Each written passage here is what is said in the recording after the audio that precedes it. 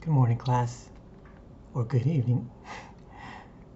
I wanted to show you guys a really quick trick you can do with your colored pencils. I don't know if it's a trick or not, but it's something that you can do if you want to use color and if you're not going to use paint. This is one way you can use a different media when it comes to working with color. So what I did was I made these 3 squares, and what I end up doing is I do one box that has a shade and a tint of one color. I did a square with colors that are analogous on the color wheel, and yes, I wrote analogous. I spelled it incorrectly on my drawing, and I made a square that has complementary colors. And so when it comes to coloring with pencil, it's very much like coloring with a pencil or charcoal, in that you have to basically push down with more weight to create darker tones. So if you can see what I'm doing, I'm using blue. I'm pushing somewhat heavy so that it can spread out a little bit. But if I want to add sections where it's going to begin to lighten up, or if I'm going to incorporate another color, I'm just going to go a little bit lighter. I'm going to put less weight on the media. And so for the second square, I'm doing analogous colors, and so I'm trying to do yellow first. I always like to go dark to light.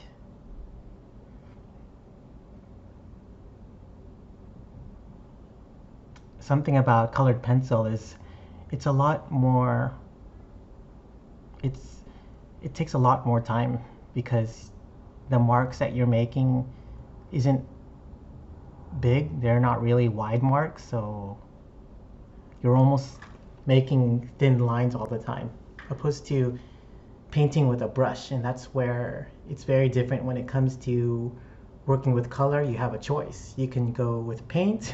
Paint can be tricky, it can be more difficult to use, or you can use something like pencil, where it's a little bit easier to use, but it takes up a lot more time, because you have to basically spend more, you need to spend more time just sitting there and building up the pigment. So something that you'll see is I'll start to overlay the colors on top of each other, and I actually use white a lot. White is a really good color that flattens out pigments when they are on top of each other. So you put a little bit of sienna, you put a little bit of brown as an undertone, then you put a little bit of red on top of that, and then if you add white towards the end, then it kind of flattens it out. And you don't have to use white, you can use another light color. But when it comes to using colored pencils in general, you almost want to always blend. You always want to combine 2 or 3 colors. I probably wouldn't go more than 4 colors though, because it's not really that noticeable. But on average, if I want to do a serious work with colored pencil, I'm going to be using at least 3 colors every time I'm coloring, every time I'm applying a particular shade. So again, always try to go a little bit light and then go heavier wherever you need more pigment. So you go medium to light with one tone, you do another color on top of that color, and you can actually flatten it out at that point, or you can add another lighter color. And when you do add a third color, a lighter color, than the previous two, then it really flattens it out. It really takes away a lot of those spaces. Something about colored pencil in general is it's like a crayon, because if you know coloring with crayons, you'll see through the pigment really easily. And so you have to basically layer pigment on top of each other so that it doesn't allow that to happen.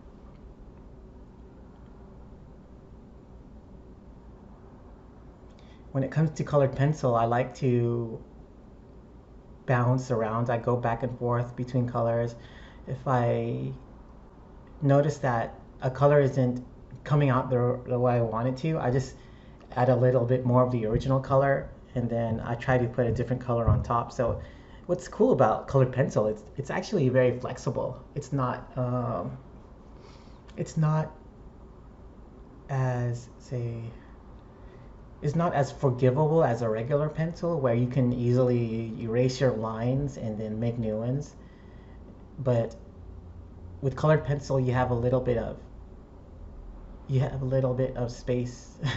You have time to change before you commit to a certain value. And so for this third square, I'm doing complementary colors. If you really want to bring out color using colored pencil, I would suggest using complementary colors underneath each other. So if you are trying to make a yellow or an orange color on a picture, but you want to make dark parts of that yellow or orange, I would suggest using a little bit of purple or a little bit of blue underneath. With that, it'll allow you to put yellow on top, and the complementary colors, they are very, they contradict each other in so many ways, so it almost amplifies that effect of the dark to light happening, opposed to doing something more analogous where it's basically right next to each other on the color wheel. If you blend that way, it's fairly safe, but it's not as dramatic. If you want to be dramatic and you want to really push these colors, then I would suggest trying complementary colors, and make sure that you don't do this on your actual paper, while you're not experimenting while you're coloring on the surface that you're working on. Always try it out on the sketchbook, try it out on the side, because you never really know how it might turn out. So yes, when it comes to colored pencil, it takes a little bit of time, but the finished quality is very nice. And that's what the images look like after I finished drawing these. So try it out. Let me know what you think.